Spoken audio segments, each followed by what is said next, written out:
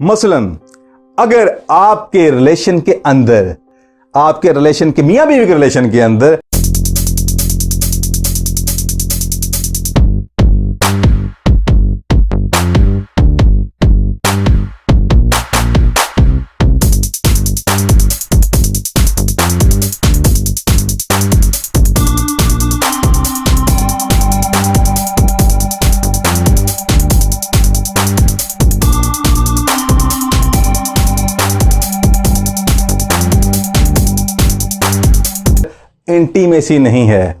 Intimacy नहीं है, आपस में आप ये कह लें कि केयरिंग, शेयरिंग, अंडरस्टैंडिंग, एक कह लें कि एक बॉन्डिंग नहीं है कि आप एक दूसरे से अपने ख्यालात को शेयर कर सकें, तो देन और फिर ना ही आपके दरमियान कोई फिजिकल अट्रैक्शन है, कोई रोमांटिक अट्रैक्शन है, और इसी तरह आपने कोई कमिटमेंट, कोई डिसीजन मेकिंग नहीं की। जब ये तीनों चीजें नहीं होंगी तो याद रखिएगा, इसे कहते हैं नॉन लव, यानी कि इस हकीकत को आप मान लें कि आपको सिरे से प्यार है ही नहीं, आपकी जिंदगी में प्यार का वजूद है ही नहीं। ओके, चलें जी, ये एक हो गया। और सेकंड क्या आता है? सेकंड में ये है कि इंटीमेसी है, यानी कि आप इकट्ठे बैठते हैं, बात करते हैं, केयरिंग की वजह से शेयरिंग करते हैं और एक दूसरे को बहुत अच्छे तरीके से अंडरस्टैंड करते हैं, मगर आप दोनों के दरमियान पैशन नहीं है, एक दूसरे के दरमियान फिजिकल अट्रैक्शन नहीं है, और इसी तरह कमिटमेंट नहीं है, तो इसे क्या कहते हैं? याद रखिएगा, इसे कहते हैं जस्ट फ्रेंडशिप। तो इस नौइयत को, इस रिलेशनशिप की नौइयत को हम लाइकिंग कहते हैं, कि आप लाइक करते हैं, आप अभी लव के रिलेशन में नहीं गए। तो जस्ट फ्रेंडशिप की जहाँ तक बात होगी तो उसमें इतना ही होता है, उसमें जस्ट एक इंटीमेसी होती है, ना उसमें पैशन होता है, ना लॉन्ग टर्म आप कह लें कि साथ चलने के अहदो पैमा होते हैं। ओके, देन क्या है?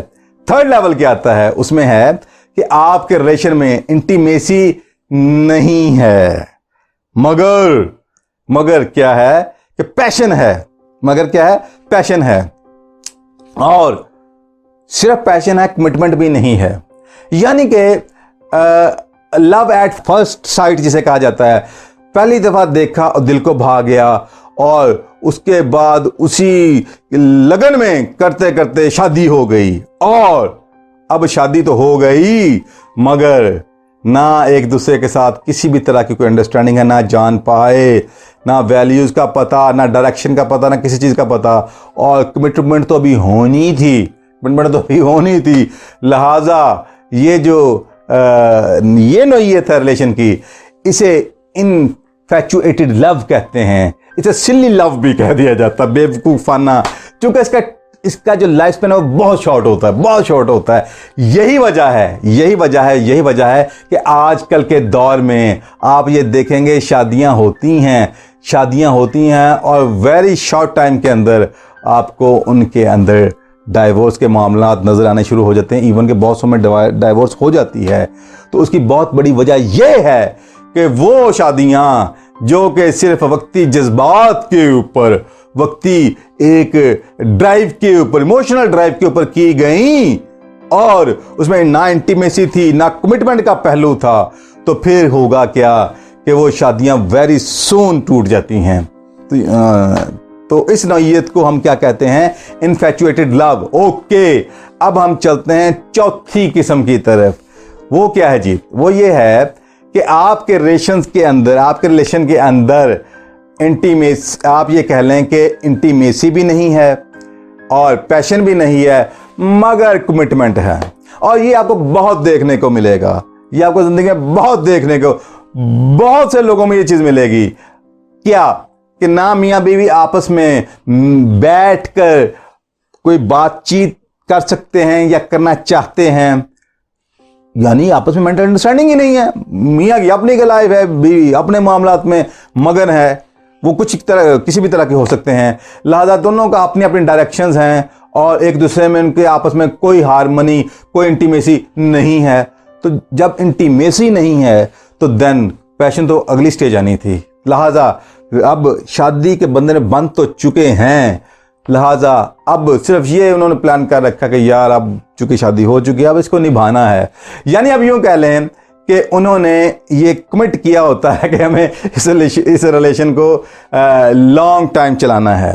लिहाजा उसमें अब मेजर पहलू इस मुआशरे में आपको क्या नज़र आएंगे, वो ये होगा कि अब जब मर्द के हवाले से आप देखेंगे, वो कहते हैं मैं इसलिए चलाना चाहता हूँ, ये मेरे बच्चों का क्या बनेगा, अगर मैं इस औरत को छोड़ देता हूँ तो फिर मेरे बच्चे सफ़र होंगे। और इसी तरह जब औरत के हवाले से, वो औरत जिसका खामद जिसके अच्छा नहीं है, तो उस औरत से पूछ रहे हैं भाई आप क्यों, मैम आप क्यों ये रिलेशन को कंटिन्यू कर रही हैं, तो वो कह रही है कि बात ये है कि मुझे एक फाइनेंशियल सपोर्ट हासिल है, बच्चों की भी एक वजह है, मगर मुझे एक फाइनेंशियल सपोर्ट हासिल है। अगर मैं इसको छोड़ती हूँ तो देन मुझे कौन कबूल करेगा, यानी कि मुआशरे के अंदर जो हालात वाक़या चल रहे हैं।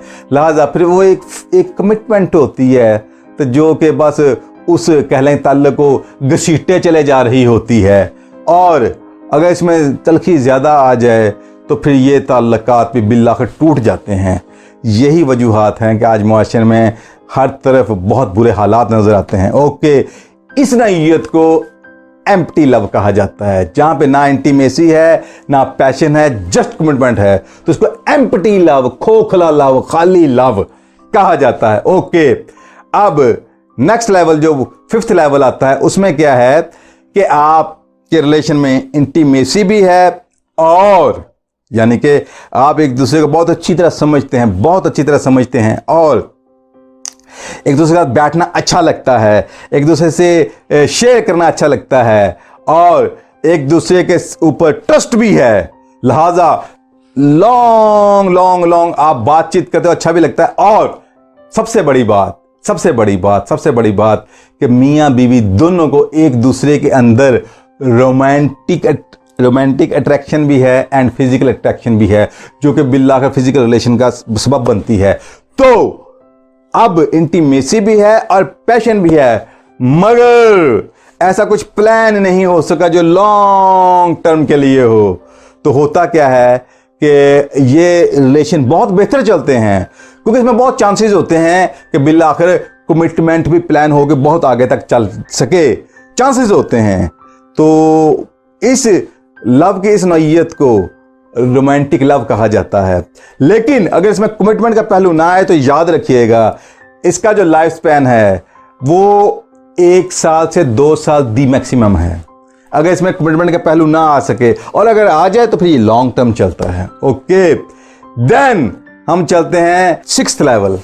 वो क्या है, आप ये कह लें कि उसमें इंटीमेसी भी है, यानी कि 2 अफराद के दरमियान, मियाँ बीवी के दरमियान इंटीमेसी भी है, फ्रेंडशिप है, कनेक्टनेस है, बॉन्डिंगनेस है, केयरिंग है, शेयरिंग है, एक दूसरे को अंडरस्टैंड करना है, ये सब कुछ है, मगर पैशन नहीं उसके अंदर।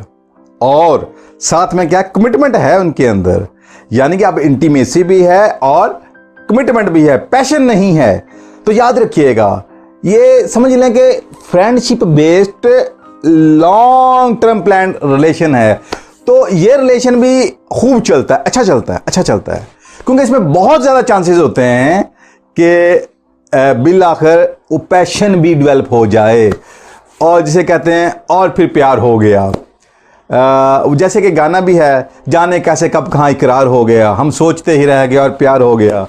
तो अगर आपकी फाउंडेशन के अंदर इंटीमेसी स्ट्रांग हो तो याद रखिएगा, ये जो ट्रस्ट का लेवल है, ये जो बॉन्डिंग है आपकी, ये जो आपका आपस में शेयर करना, एक दूसरे की बात को पूरा अंडरस्टैंड करना और एक दूसरे से बात करके अच्छा फील करना और हल्का फील करना, और उसके बाद किसी और की कमी महसूस ना होना, ये बहुत बड़ी खूबी होती है।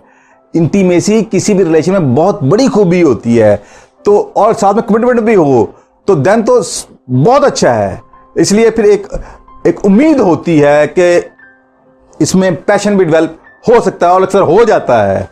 तो ऐसे रिलेशन बेहतर चलते हैं, बहुत बेहतर चलते हैं। ओके, इसको कहते हैं कंपेनिएट लव, कंपैशनेट लव भी कह देते हैं। कंपेनियन से है ये बेसिकली, कि जिसमें आप साथी बनते हुए आगे बढ़ते हैं। ओके, देन आगे 7th लेवल वो क्या आता है, उसमें यह है कि उसमें आपके मियां बीवी के दरमियान इंटीमेसी नहीं होती, मगर लड़का खूबसूरत है, लड़की खूबसूरत है, और वो जो रिलेशनशिप बना वो बना ही पैशन के ऊपर है।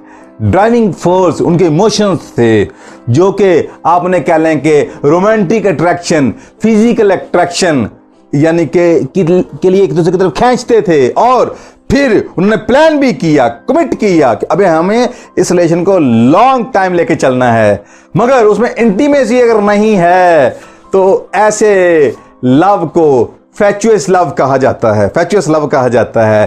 तो ये भी कह लें कि एक रिस्की सा कह लें कि एक ताल्लुक होता है कि जिसमें लॉन्ग टर्म नताइज कुछ अच्छे नहीं आते, क्योंकि फाउंडेशन में इंटीमेसी नहीं है। और अब हम चलते हैं नेक्स्ट लेवल की तरफ, 8th लेवल, जो कि सुपीरियर लेवल है, जो कि आइडियल लेवल है, जो कि द बेस्ट लेवल है। उसमें क्या है कि मियाँ बीवी के दरमियान आप यूँ कह लें इंटीमेसी भी है, यानी एक दूसरे को बहुत अच्छी तरह अंडरस्टैंड करते हैं, उनके कॉमन गोल्स हैं, कॉमन ऑब्जेक्टिव्स हैं, और ऑलमोस्ट सेम वैल्यूज़ हैं, और एक दूसरे के दुख दर्द के वो साथी हैं, और एक दूसरे के हालातों वाक़यात को एक दूसरे ही की तरह बेहतर जानते हैं, और आपस में टाइम स्पेंड करना, बैठना, एक दूसरे के साथ शेयरिंग करना उनकी चाहत है, और उसके बाद उन्हें किसी की कमी फील नहीं होती। और साथ में क्या है कि इस रिलेशन की खूबसूरती की वजह से उनके अंदर पैशन भी है, एक दूसरे के लिए फिजिकल अट्रैक्शन भी है, और बहुत ज़्यादा है। और इसी तरह नेक्स्ट क्या है, इसी की बेस के ऊपर दोनों ने साथ जीने मरने के अहद पैमा किए हुए हैं। लिहाजा जो ऐसा रिलेशन होता है, याद रखिएगा, वो आइडियल होता है, जो कि इस मुआशरे में तो बहुत शाज़ो नादर देखने को मिलेगा आपको, मगर वो होते हैं, अल्हम्दुलिल्लाह होते हैं, और बिल्कुल होते हैं। तो ये वो आइडियल स्टेज होती है जिसे सामने रखते हुए लोग कह लेंगे शादियों के ख्वाब देखते हैं, मगर चूंकि वो इस मैकेनिज्म को नहीं जानते, लिहाजा कभी वो इंटीमेसी से मार खा रहे होते हैं, कभी पैशन से मार खा रहे होते हैं, कभी कमिटमेंट से वो मार खा रहे होते हैं।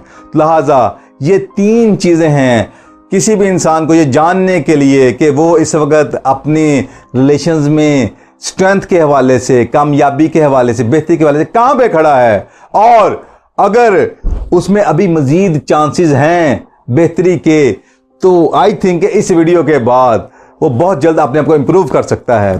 तो यही बेसिक कंपोनेंट्स हैं। तो इसके ऊपर हम पूरी कोचिंग करते हैं, हर एस्पेक्ट के ऊपर उसकी डिटेल में जाते हैं, और जहाँ पे जो प्रॉब्लम हो उसको एक्सप्लोर करने के बाद उसके एग्जैक्ट सॉल्यूशंस देते हैं, थेरापेटिक सॉल्यूशंस देते हैं, जिनमें अगर किसी मियाँ बीवी के दरमियान जितने ही तलख मामलात क्यों ना हो चुके हों, इवन के उनका अपने ऊपर कंट्रोल भी ना हो, देन भी अल्हम्दुलिल्लाह रब्बिल आलमीन इस वक्त modern sciences, behavioural sciences and mind sciences के ऐसे मॉड्यूल्स मौजूद हैं कि जिनमें चंद सेशंस के अंदर आप कह लें कि मिरेकलेस रिजल्ट्स प्रोड्यूस होते हैं। यानी कि वही लोग जो एक दूसरे को देखते हैं तो आग लग जाती है, तो वही लोग जब आपस में बैठते हैं तो उनके अंदर एक ना सिर्फ अंडरस्टैंडिंग डेवलप होती है, तो वो खुशी के साथ आगे बढ़ना भी चाहते हैं। तो ऐसे तमाम कोचिंग सॉल्यूशंस के हवाले से हम अल्हम्दुलिल्लाह रब्बिल आलमीन पूरे मॉड्यूल्स फराहम करते हैं। तो यही आज का मैसेज है जी।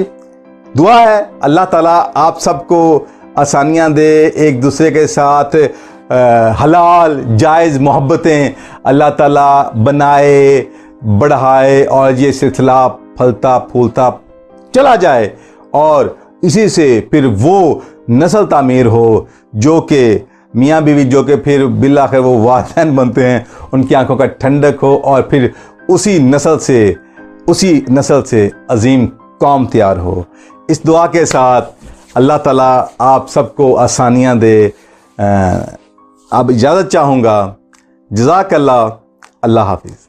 सिर्फ ज़हनी नहीं बल्कि अमली ज़िंदगी में भी बेहतरी लाने के लिए अभी हमारे चैनल को सब्सक्राइब करें और ज़िंदगी बदल देने वाली वीडियोस के नोटिफिकेशंस के लिए अभी बेल आइकन को क्लिक करें।